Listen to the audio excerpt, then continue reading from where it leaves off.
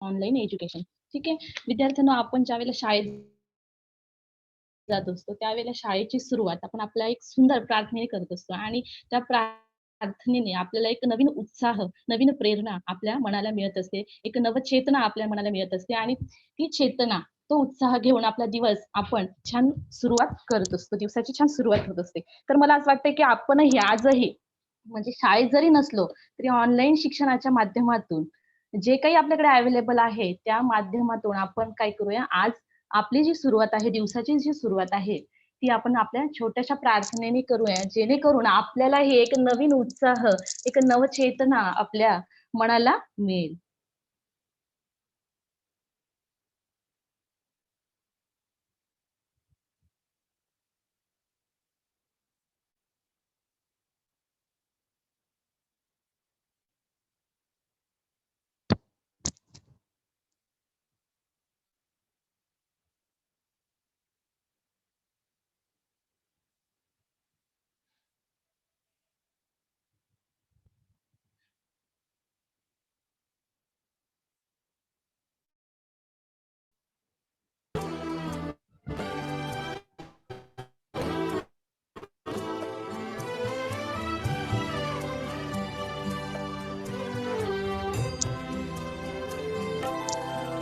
तू बुद्धि दे, तू तेज दे, नवचेतना विश्वास दे. तू बुद्धि दे, तू तेज दे, नवचेतना विश्वास दे.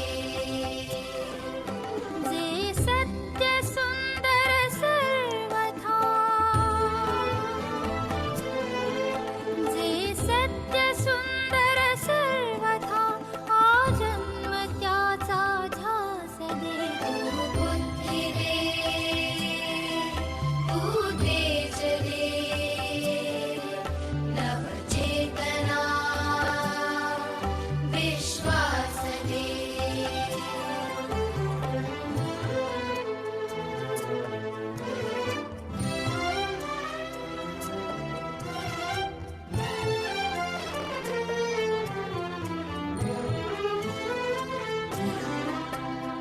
हरवले आभाळ ज्यांचे, होतयांचा सोबती, सापडेना वाट ज्यांना, होतयांचा सारथी.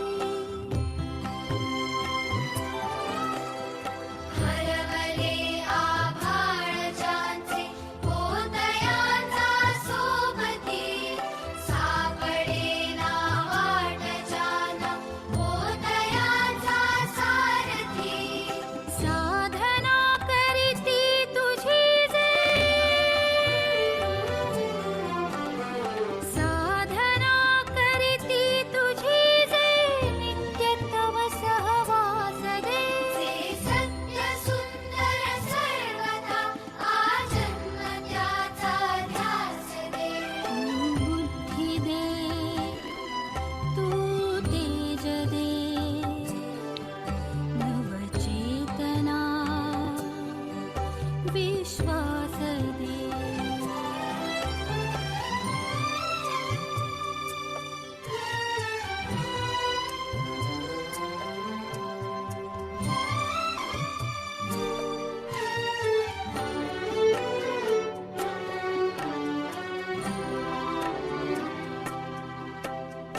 जाणवाया दुर्बलांचे दुःख आणि वेदना, जाणवाया दुर्बलांचे दुःख आणि वेदना. देव त्या राहो सदा रंध्रातुनी संवेदना, धमन्यातल्या रुधिरासया खल भेदण्याची आस दे. सामर्थ्य या शब्दास आणि अर्थ या जगण्यास दे. जे सत्य सुंदर सर्व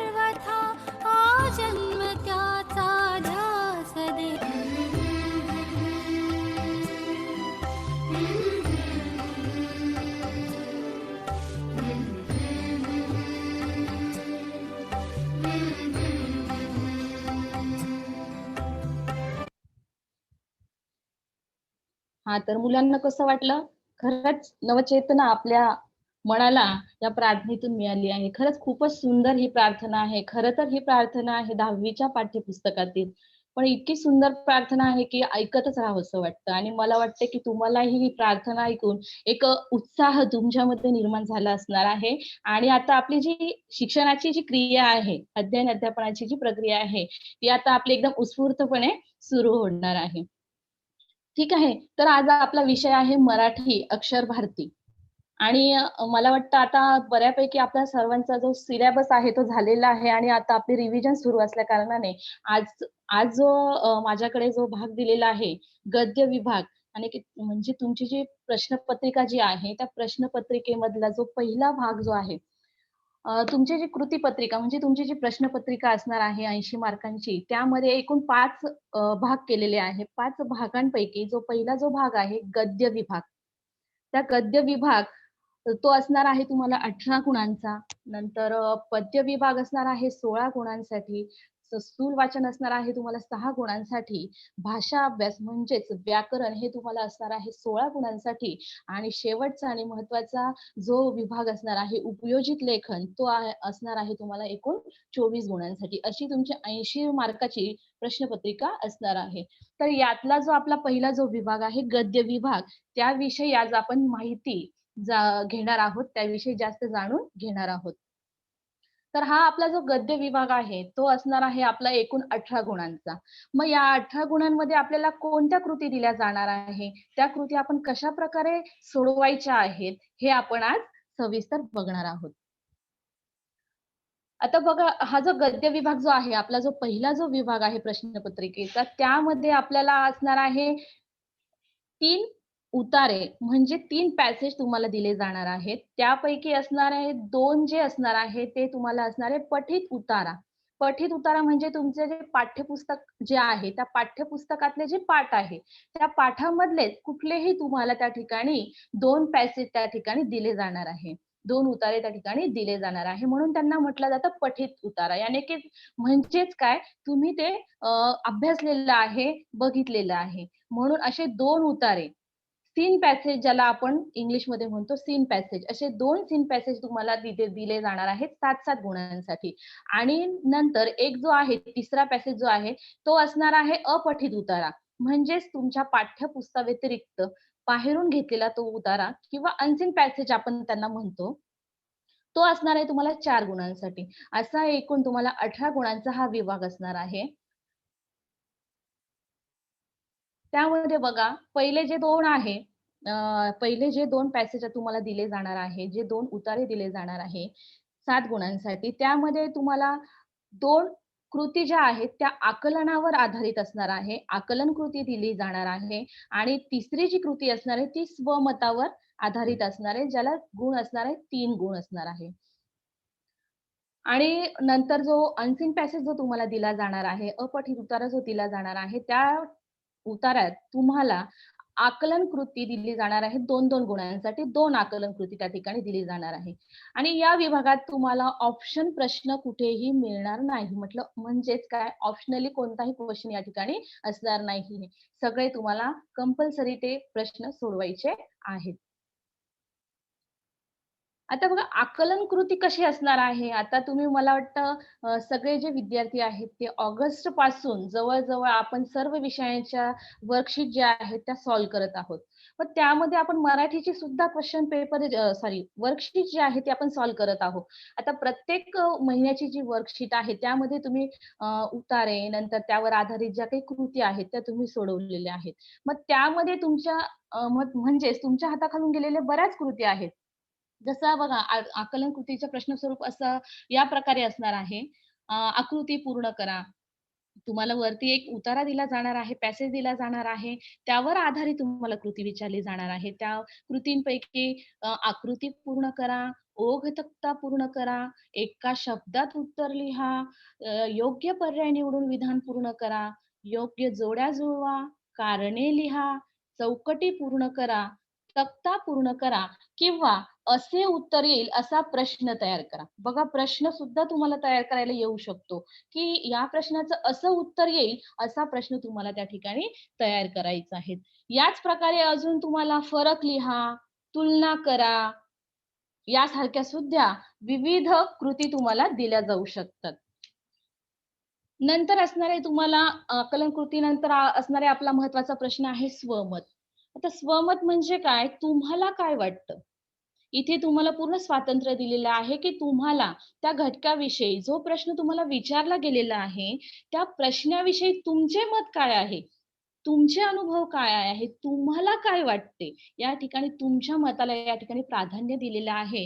त्यामुळे इथे तुम्हाला असं मर्यादा घालून दिलेल्या नाहीये, की याचं उत्तर तुम्ही असंच लिहायला हवं किंवा तो प्रश्न आहे किंवा पुस्तकात किंवा गाईडमध्ये, डायजेस्टमध्ये हे उत्तर असं दिलंय तर तुम्ही तसंच लिहावं असं काहीही नाही. इथे तुमचं मत तुम्हाला मांडायचं आहे.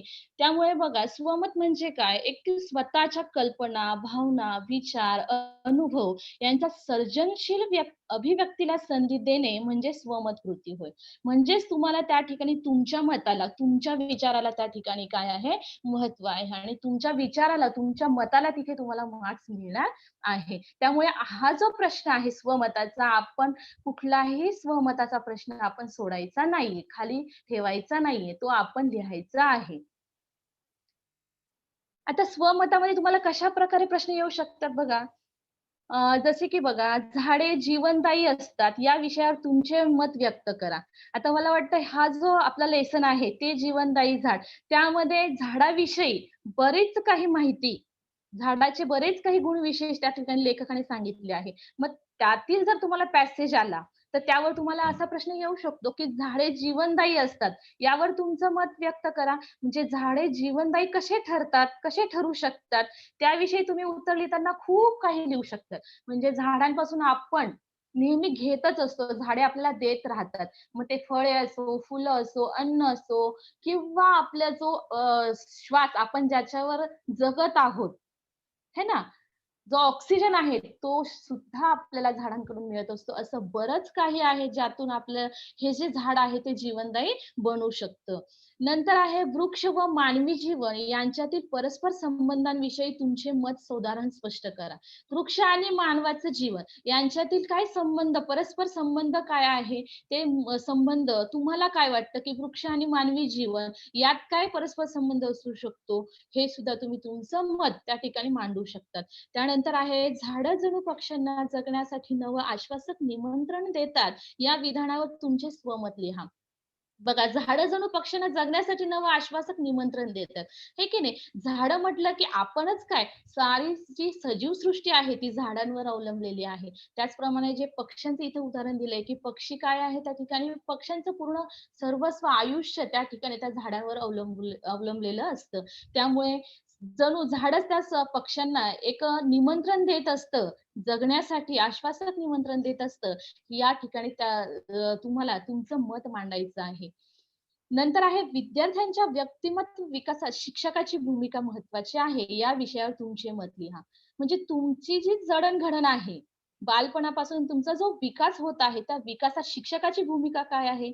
आता तुम्ही जाणता, तुम्ही मोठे आहात, बरोबर? तर तुम्हाला तेवढी जाण आलेली आहे, की आपण शाळेत जातो. शाळेतील अनेक वेगवेगळ्या घटकांपासून आपल्याला काहीतरी शिकायला मिळतं. शिक्षक आपल्याला चांगलं मार्गदर्शन करत असतात. चांगले संस्कार आपल्यावर टाकत असतात. ते संस्कार आपण घेत असतो. म्हणजे आपली जी जडण-घडण आहे, जे आपलं व्यक्तिमत्व विकास आहे, त्या विकासात शिक्षकाची भूमिका खूपच महत्त्वाची आहे. म्हणजे ते काही तुम्हाला जे काही वाटतं, की शिक्षकांपासून तुम्ही काय शिकलात, ते तुम्ही त्या ठिकाणी मांडू शकता. नंतर शाळा ही विद्यार्थ्यांवर संस्कार करणारे प्रमुख केंद्र असते. या विधानावर तुमचे विचार स्पष्ट करा. है ना? जसे की आता आपण सुरुवात केली. आपली शाळेची सुरुवात होते प्रार्थनेने. प्रार्थना, परिपाठ त्यामध्ये बऱ्याच गोष्टी येतात. मग हे एक संस्कारच आहे, जे तुमच्यावर केले जातात. शाळेकडनं केले जातात. मग असे बरेच काही संस्कार आहे, जे तुम्हाला शाळेतून मिळतात. मग शाळा हे संस्कार केंद्र असूच शकतं. त्याविषयीही तुमचं मत तुम्ही त्या ठिकाणी मांडू शकतात. नंतर आहे शिक्षक व विद्यार्थी यांच्यातील नातेसंबंध विषयी तुमच्या संकल्पना स्पष्ट करा. शिक्षक आणि विद्यार्थ्यांमधलं नातं कसं असतं किंवा कसं असायला पाहिजे याविषयी तुम्ही तुमचं मत त्या ठिकाणी मांडू शकतात. तुमच्या मताला त्या ठिकाणी काय आहे, गुण मिळणार आहे. आता स्वमत कृती लिहत असताना महत्त्वाच्या बाबी तुम्हाला लक्षात काय घ्यायचं आहे, की दिलेल्या कृतीबाबत तुमचे मत लिहा. प्रश्न काय दिलेला आहे, तो प्रश्न नीट समजून घेऊन मग त्याविषयी तुमचं काय मत आहे, ते त्या ठिकाणी तुम्हाला मांडायचं आहे.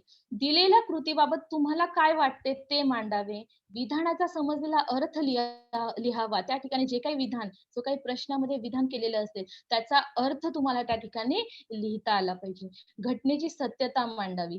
काही प्रश्न असतात, असे असतात, की त्या ठिकाणी तुम्हाला तुमचा अनुभव विचारलेला असतो. मग असा जो तुम्हाला आलेला काही अनुभव असतो, त्या ठिकाणी तुम्ही त्या घटनेची सत्यता त्या ठिकाणी मांडायला हवी.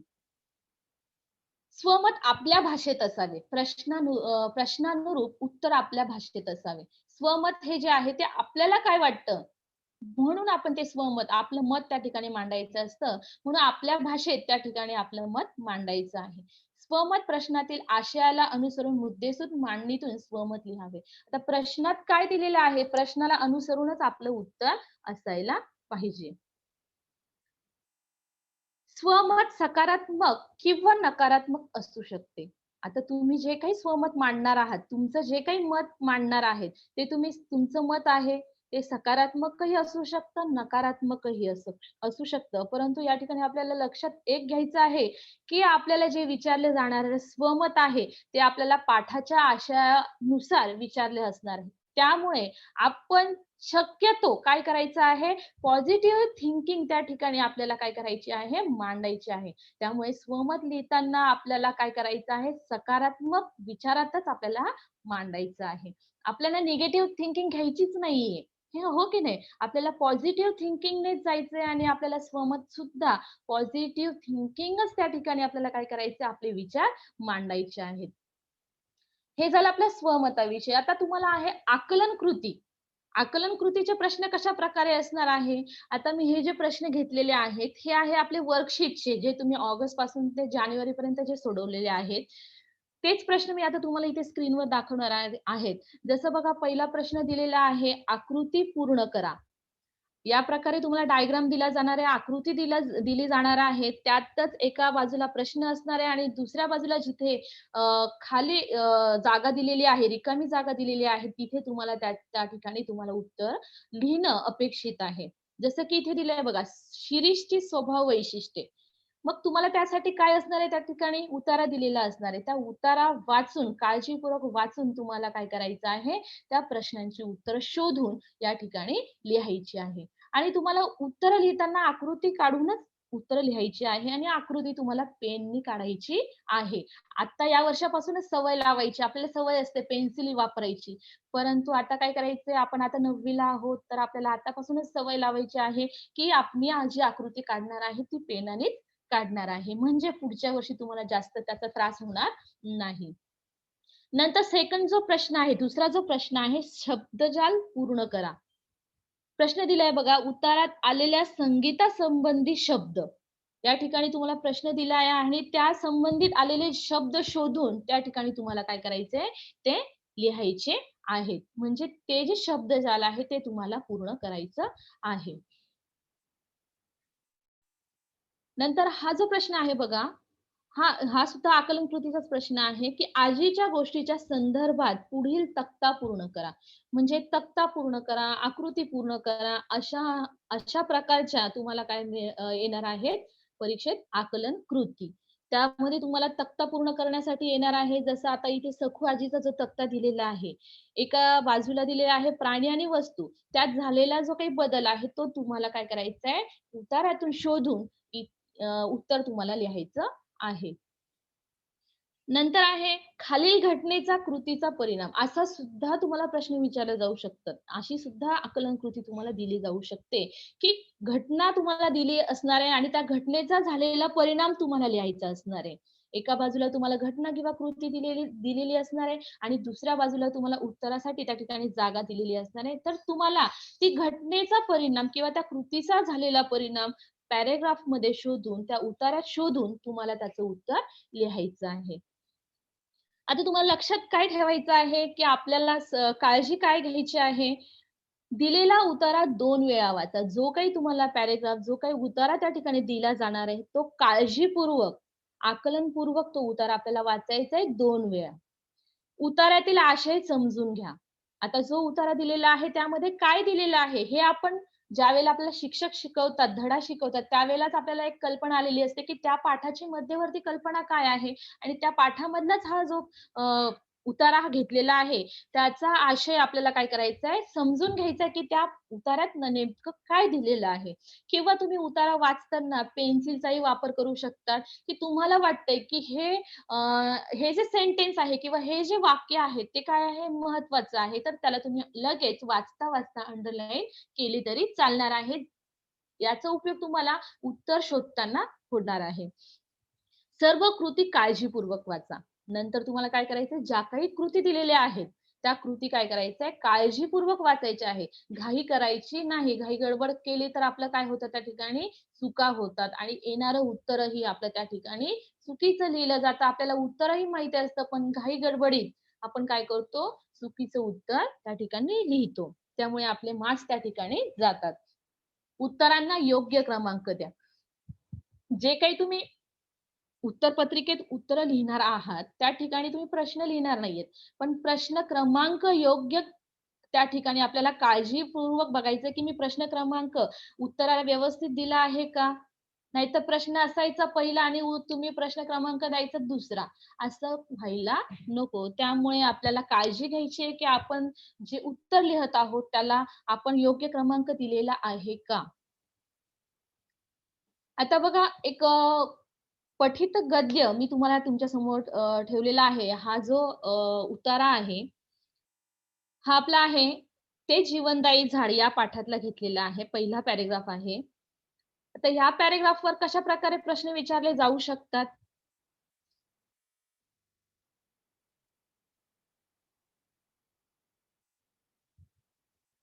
तर बघा आपल्याला काय करायचं मी सांगितलं जसं की तुम्हाला की उतारा आपल्याला काय करायचं काळजीपूर्वक वाचायचा आहे. तुम्हाला काळजीपूर्वक उतारा वाचला, तर त्या उताराचा आशय तुम्हाला समजण्यास मदत होणार आहे. घाई गडबड करायची नाही. बघा आता उतारा बघा. मी राहत होतो त्या घराच्या मागे एक लिंबाचे झाड होतं. लिंब म्हणजे कडुलिंब नव्हे. आपण खातो त्या लिंबाचे झाड. खिडकीलगतच होते ते. काटेरी आणि लिंबाच्या फळांनी कसं गच्च लगडलेलं असं. लसलशीत, हिरवंगार आणि चैतन्यमय. प्रदेश सगळा उन्हाचा होता. त्या भागात एकूणच उन्हाळा जास्त आसमंत तापून जाई. आसपासची जमीन तापून, करपून तपकिरी पडलेली दिसे. जी काही झाडं आसपास होती, ती मलूल, काळपट हिरवी दिसत आणि पाणथळ तर परिसरात कुठंच नव्हती. सगळीकडे शुष्क कोरडी जमीन, घरं सुद्धा तापून निघे. या सगळ्या पार्श्वभूमीवर ते झाड म्हणजे विलक्षण, जीवनमय आणि जीवनदायी वाटे. आता हा उतारा जो आहे तो तुम्ही काळजीपूर्वक वाचलेला आहे आणि तुम्हाला 2 वेळा तो वाचायचा आहे.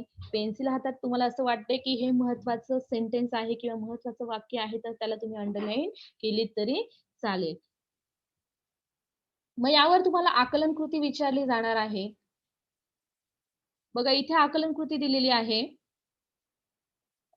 प्रश्न दिलाय तुम्हाला परिच्छेदाच्या आधारे दिलेल्या सूचनेनुसार कृती करा. असा प्रश्न तुम्हाला दिला जाणार आहे, की परिच्छेद वाचा आणि परिच्छेद परिच्छेद म्हणजे तुमचा पॅराग्राफ किंवा पॅसेज तो वाचा आणि त्यावर दिलेल्या ज्या काही कृती आहेत, त्या सूचनेनुसार तुम्हाला सोडवायच्या आहेत, करायच्या आहेत. पहिली जी कृती दिलेली आहे, आकृतीबंध पूर्ण करा. जी आकृती दिलेली आहे, ती तुम्हाला काय करायची? पूर्ण करायची आहे. प्रश्न दिलेला आहे, त्याखाली 2 जे बॉक्स आहे ते खाली दिलेले आहेत. तिथे तुम्हाला उत्तरं लिहायची आहेत. जसा की प्रश्न आहे लेखकाने केलेल्या लिंबाच्या झाडाचे वर्णन. आता आपण बघितलं की लेखकाने त्या लिंबाच्या झाडाला काय म्हटलंय? लसलशीत, हिरवंगार आणि चैतन्यमय. 2 वैशिष्ट्य त्या ठिकाणी लेखकाने त्या ठिकाणी सांगितलं आहे, की ते लेखकाला कसं वाटलं ते झाड लसलशीत, हिरवंगार आणि चैतन्यमय. नंतर पुढचा प्रश्न आहे एका वाक्यात उत्तरे. या प्रकारे सुद्धा तुम्हाला आकलन कृती विचारली जाऊ शकते. एका वाक्यात उत्तरे लिहा. तर प्रश्न कसा दिलाय बघा, लेखकाच्या घरामागे कशाचे झाड होते? तर तुम्हाला एका वाक्यात उत्तर लिहायचं आहे. तर तुम्हाला उत्तर लिहिताना पण व्यवस्थित लिहायचं आहे. लेखकाच्या घरामागे लिंबाचे झाड होते. नंतर दुसरा प्रश्न आहे, आसपासची झाडे पाणी नसल्याने कशी झाली होती? तर आपल्याला उत्तर शोधायचं आहे. हा प्रश्न तुम्ही सोडवलेला आहे वर्कशीटमध्ये. त्यामुळे तुम्हाला उत्तरं माहिती असणार किंवा नसेलही माहीत तरी तुम्ही हा पॅराग्राफ तुम्ही स्क्रीनशॉट घेऊन स्वतः प्रश्नांची उत्तरं शोधण्याचा प्रयत्न तुम्ही करायचा आहे आणि स्वतः ते सोडवायचं आहे. तर ते काही झाड आहे, ते कसं झालं होतं उन्हाने?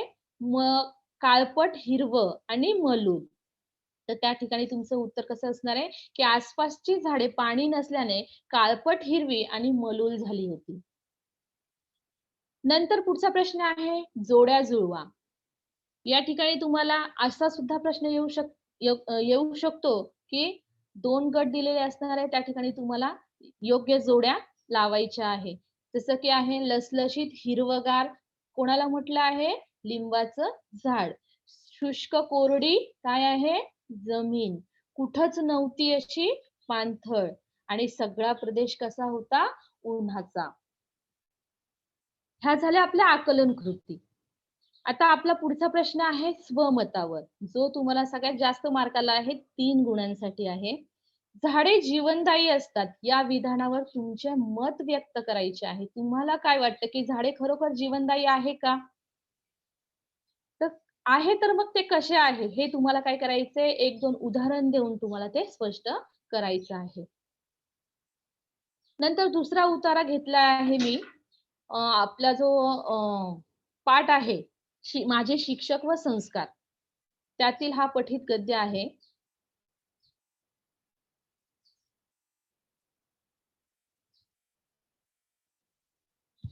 आता तुम्ही याचे स्क्रीनशॉट घेऊनही तुम्ही काय करू शकता, की याची प्रश्न उत्तरं सोडवू शकतात किंवा याच्या ज्या काही कृती दिलेल्या आहेत, त्या तुम्ही सोडवू शकतात. बघा हा जो उतारा दिलेला आहे, त्या उतारावर या प्रकारे आकलन कृती येऊ शकते. नाईक मास्तरांचे गुणविशेष. लेखक आहेत, त्यांचे जे शिक्षक आहे, नाईक मास्तर त्यांचे गुणविशेष विचारलेले आहेत. दुसरी जी आकलन कृती आहे, लेखकांना संस्कार दृष्ट्या उपकृत करणारे शिक्षक. आता हा पॅराग्राफ तुम्ही ज्यावेळेला वाचाल, त्यावेळेला तुम्हाला काय कळणार आहे, की संस्कारदृष्ट्या लेखकांना उपकृत करणारे शिक्षक कोणते आहेत? त्यांचे नाव या ठिकाणी तुम्हाला लिहायचं आहे. शिक्षक विचारलंय तर त्यांची नावं या ठिकाणी आली पाहिजे. पुढचा प्रश्न आहे, कोण ते लिहा. लेखकांचे हेडमास्टर. लेखकांचे हेडमास्टर विचारला आहे, तर त्यांचं नाव त्या ठिकाणी तुम्हाला लिहायचे आहे. नंतर पुढचा प्रश्न आहे, सार्वजनिक कार्यात सहभागी असतात असे कोण? तेही आपल्याला कुठं मिळणार आहे? उताऱ्यातच मिळणार आहे. यासाठी आपल्याला काय करायचंय? उतारा काळजीपूर्वक वाचायचा आहे. महत्त्वाच्या मुद्द्यांना अंडरलाईन करायचे आहे, जेणेकरून उत्तर लिहिताना तुम्हाला सोपं जाणार आहे. आणि स्वमतासाठी या ठिकाणी प्रश्न विचारला गेलाय, शाळा ही विद्यार्थ्यांवर संस्कार करणारे एक प्रमुख केंद्र असते. या विधानावर तुमचे विचार स्पष्ट करा. जसं की आपण आधीच बघितलं, की शाळेमध्ये अनेक प्रकारचे संस्कार तुमच्यावर केले जातात. तुम्ही घडले जातात. तुमचा व्यक्तिमत्व विकास या संस्काराद्वारे ज्या शाळेचे संस्कार आहेत, जे शाळेतून केले जाणारे संस्कार आहेत, त्यातून तुमच्या व्यक्तिमत्त्वाचा विकास होत असतो. मग कशाप्रकारे शाळा विद्यार्थ्यांवर संस्कार करते, हे तुम्हाला काय करायचं आहे? स्पष्ट करायचे आहे. तुम्हाला काय वाटतं? तुमचे विचार त्या ठिकाणी तुम्हाला मांडायचे आहेत. आता महत्वाचा प्रश्न पुढचा, अपठित गद्य. अनसीन पॅसेज तुम्हाला येणार आहे आणि अनसीन पॅसेजवर तुम्हाला 2 आकलन कृती येणार आहे. 2-2 मार्कांसाठी. म्हणजेच जो अनसीन पॅसेज जो आहे, अपठित गद्य जे आहे, हा आपल्याला 4 मार्कांसाठी येणार आहे. हा आपला कुठला असणार आहे? पाठ्यपुस्तकातला नसणार आहे. हा बाहेरचा म्हणजे दुसऱ्या पुस्तकातून घेतलेला असणार आहे. त्यासाठी आपल्याला हा सुद्धा एकदम काळजीपूर्वक वाचायचा आहे. कारण आपल्याला याची मध्यवर्ती कल्पना माहिती नाहीये, आशय माहित नाहीये. त्यामुळे हा उतारा जो आहे तो आपल्याला अतिशय काळजीपूर्वक वाचायचा आहे. बघा आता हा जो उतारा आहे तो बघूया. भारत हा सण उत्सवांचा देश म्हणून जगभरात प्रसिद्ध आहे.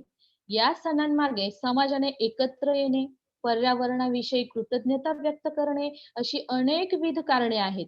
मात्र आजकाल हे सगळे उद्देश मागे पडून सण साजरे करण्याच्या पद्धती बदललेल्या दिसून येतात. गणेशोत्सवात होणारा कर्णकर्कश गाण्यांचा गोंगाट ध्वनी प्रदूषणास, तर दिवाळीच्या सणात फटाक्यांचा अनिर्बंध वापर ध्वनी आणि वायू प्रदूषणास कारणीभूत ठरतो.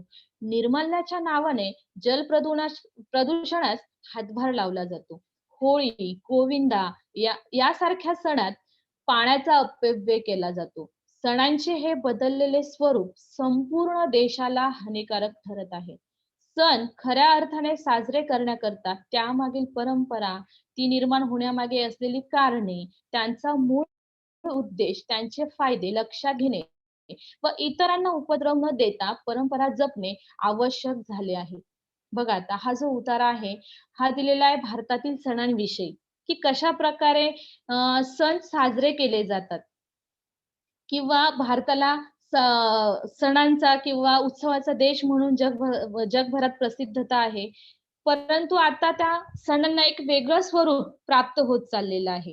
हो की नाही? जो काही महत्त्वाचे उद्देश होते सण साजरा करण्यामागे लोकं एकत्र येणे किंवा पर्यावरणाविषयी कृतज्ञता व्यक्त करणे, ही जी काही कारणे होती ती आता हळू मागे पडत चालली आणि त्याला सणांना एक वेगळं स्वरूप त्या ठिकाणी प्राप्त होत आहे. जास्त तर आपण बघितलं, की जसं की इथं उदाहरण दिलंय गणेश उत्सव ज्यावेळेला साजरे होतात, त्यावेळेला मोठमोठाले भुंगे, मोठमोठ्या भुंग्यांमध्ये ते वाजणारी गाणी किंवा डीजे यामुळे काय होतो आहे, प्रदूषणास हातभार लागत आहे. आणि दिवाळीचं उदाहरण जसं दिलंय, की फटाक्यांचा अनिर्बंध वापर, त्यामुळे ध्वनी प्रदूषणाबरोबर वायू प्रदूषण सुद्धा त्या ठिकाणी वाढत चाललेले आहे. आणि निर्मल्याच्या नावाने प्रदूषणास हातभार लावला जातो. हा पण एक महत्त्वाचा मुद्दा आहे, की आपण जे काही देवाला रोजची फुलं वाहतो, देवाला जे काही हार घालतो, ते फुलं आणि हार आपण काय करत असतो, पाण्यामध्ये टाकत असतो. आपली श्रद्धा असते, की बाबा देवाच्या ह्याच्यातून काढलेली जी फुलं आहे, देवाच्या अंगावरून काढलेली जी काही माळ आहे, ती कचऱ्यात न टाकता आपण कुठे टाकायचं? पाण्यात टाकायचं, पाण्यात वाहून द्यायचं. पण त्यामुळे काय होत आहे, आपली जी श्रद्धा आहे, ती कुठेतरी जलप्रदूषणास काय होत आहे, कारणीभूत ठरत आहे. बघा, ते जे काही फुलं आहेत, ते जे काही पुष्प आहे, एकदा आपण देवाच्या ह्याच्यातून काढले, देवाच्या अंगावरून काढले, तर त्याला काहीही अर्थ राहत नाही किंवा काहीही व्हॅल्यू राहत नाही. त्यामुळे ते कचऱ्यातही गेले, तरी त्याला काही हरकत नाही किंवा मग त्याचा काही वेगळा वापर सुद्धा केला जाऊ शकतो. खत निर्माण होतं त्यातून, असं सुद्धा आपण त्यावर काही उपाय करू शकतो. तर हा जो पठित गद्य जो दिलेला आहे, त्याचं जर काही स्वरूप, त्याचा काही जे काही आशय आहे, तो आपल्याला समजून घेता आला पाहिजे. त्यावर आकलन कृती दिलेल्या आहेत बघा. उताराच्या आधारे सूचनेनुसार कृती करा. तुम्हाला प्रश्न दिलेला आहे, आकृती पूर्ण करा. भारतात सण साजरे होण्यामागील कारणे. मग तुम्हाला कारण जी सुरुवातीलाच दिलेली आहे बघा. जर तुम्ही काळजीपूर्वक उतारा वाचला असेल, तर तुम्हाला सुरुवातीलाच कळेल, की भारतामध्ये सण का साजरे केले जायचे? त्यामागील काय कारण आहे? की या सणांमागे समाजाने एकत्र येणे किंवा पर्यावरणाविषयी कृतज्ञता व्यक्त करणे, अशा प्रकारची अनेक कारणे आहेत. पुढचा प्रश्न आहे, आजकाल सण या प्रकारच्या प्रदूषणास कारणीभूत ठरताना दिसतात. आता आपण बघितलं, की कशा प्रकारचे कोणकोणते प्रदूषण होत आहे. वायू प्रदूषण आहे, ध्वनी प्रदूषण आहे, जल प्रदूषण आहे. हो की नाही? त्यापैकी तुम्हाला काय करायचं या ठिकाणी 2 प्रदूषणांची नावं त्या ठिकाणी लिहायची आहे. नंतर पुढचा प्रश्न आहे, एका वाक्यात उत्तरे लिहा. पुढची जी कृती आहे, एका वाक्यात उत्तरे लिहा. भारत देश जगभरात कशासाठी प्रसिद्ध आहे? आता याचं उत्तर आपल्याला पहिल्या ओळीतच मिळणार आहे, की भारत हा सण आणि उत्सवांचा देश म्हणून भरात प्रसिद्ध आहे. आणि दुसरा जो प्रश्न आहे, सण कशाप्रकारे साजरे करण्याची आता आवश्यकता आहे? आता जे काही सणांचं स्वरूप होतं पूर्वी आणि आता त्यात खूप फरक असल्या कारणाने आपल्या पर्यावरणाला काय होत आहे, हे सणांचं जे स्वरूप आहे थोडा घातक ठरत असल्या कारणाने आता आपल्याला कशाची गरज आहे, की सण खऱ्या अर्थाने साजरे करण्याकरता त्यामागील ज्या काही परंपरा आहे, त्या निर्माण होण्यामागे असलेली जी काही कारणं आहेत, त्यांचा मूळ उद्देश, त्यांचे फायदे लक्षात घेणे व इतरांना त्रास न देता, उपद्रव न देता परंपरा जपणे किंवा अशा प्रकारे आपण सण साजरे करणे हे आता आवश्यक झाले आहे. शेवट थोडंसं फास्ट घेतलं कारण टायमिंग पण संपत आलेला आहे. तर मला अशी अपेक्षा आहे, की विद्यार्थ्यांना बऱ्यापैकी समजलं असणार आहे आणि मला असं वाटतं, की विद्यार्थ्यांनी स्क्रीनशॉट काढून ती उत्तरं शोधण्याचा प्रयत्न करावा आणि पुढच्या वेळेला ज्यावेळेला माझं नेक्स्ट लेक्चर असेल त्यावेळेला अ, किंवा पर्सनली मला जर तुम्ही पाठवलं, की टीचर मी हे सॉल्व्ह केलेलं आहे, हे बरोबर आहे का? तरी चालणार आहे. Thank you.